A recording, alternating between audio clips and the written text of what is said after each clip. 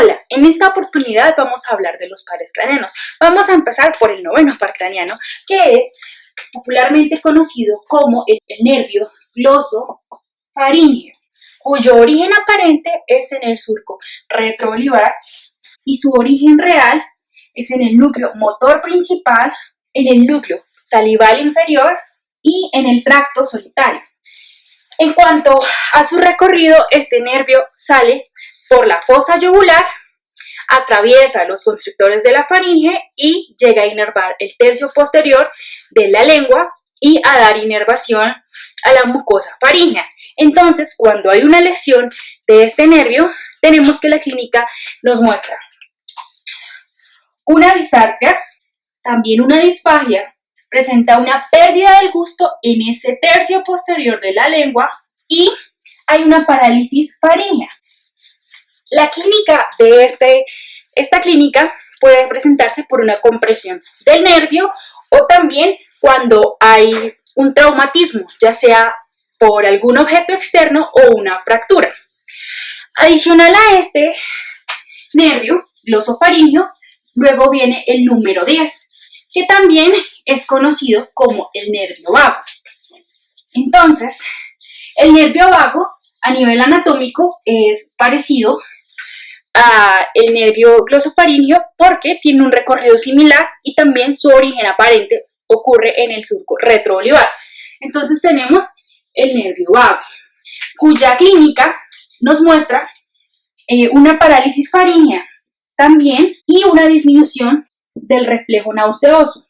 Anatómicamente, como había comentado, también surge por el agujero yugular y desciende acompañándose de la arteria carótida interna y de la vena yugular interna, atravesando asimismo el cráneo y descendiendo por el esófago, generando algo que se conoce como el plejo esofágico y luego baja por la misma línea del esófago, atravesando el diafragma y concluye en algo que se conoce como el plejo celíaco, en el cual va a dar inervación visceral a órganos que están en el abdomen, tales como el hígado,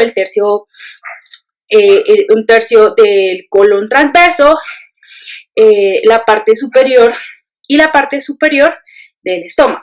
Eso sería en cuanto a la clínica. También digamos que cuando hay un daño, se tiene que puede estar dado por patologías tales como el parkinsonismo, cuando hay una afectación, la difteria, la diabetes mellitus tipo 2 y infecciones como la que está por el virus de inmunodeficiencia humana, y además de esto también, al igual que en otros pares craneanos, tenemos una lesión o cuando hay lesiones del nervio o traumatismo externo. A continuación vamos a hablar del nervio accesorio. El accesorio tiene su origen aparente en el surco retroolivar, pero su origen real tiene dos localizaciones. Uno está a nivel vulvar y el otro está dado en las raíces de la región cervical de C1 a C6. La región cervical nos va a dar la inervación del músculo esternocleidomastoideo y del músculo trapecio. Esto es importante para la clínica, ya que cuando hay una lesión tenemos una parálisis de estos músculos que en la clínica se podría ver como una caída del hombro. En cambio, su componente vulvar nos va a dar la inervación a el paladar blando, a faringe, y por eso cuando tenemos la clínica se ve en una parálisis de los músculos de la faringe. Digamos que su recorrido anatómico asciende por el agujero magno y desciende por el yugular y se acompaña igualmente de la carótida interna y de la yugular interna y se acompaña del nervio vago para formar el laringeo recurrente, mientras que su componente cervical desciende por los músculos y atraviesa el esternocleidomastoideo hasta llegar al trapecio. Digamos que la clínica en este caso está dada al igual que en los otros por traumas, por fracturas o en este caso en particular tiende a haber una compresión del nervio, ya sea por linfomas, sarcomas. Adicional a esto, otra de las causas que tenemos es que esta puede ser iatrogénica. Eso sería en cuanto al nervio accesorio. Y para culminar estaremos hablando del nervio hipogloso, cuyo origen aparente también se encuentra en el surco retroolivar, pero su origen real está en el núcleo hipogloso.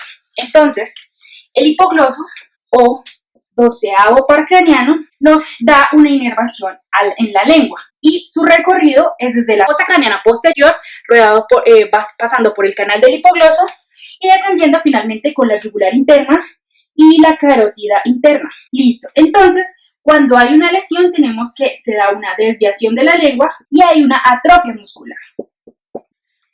Al igual que las otras lesiones, esta puede estar dada por traumatismo y compresión del nervio.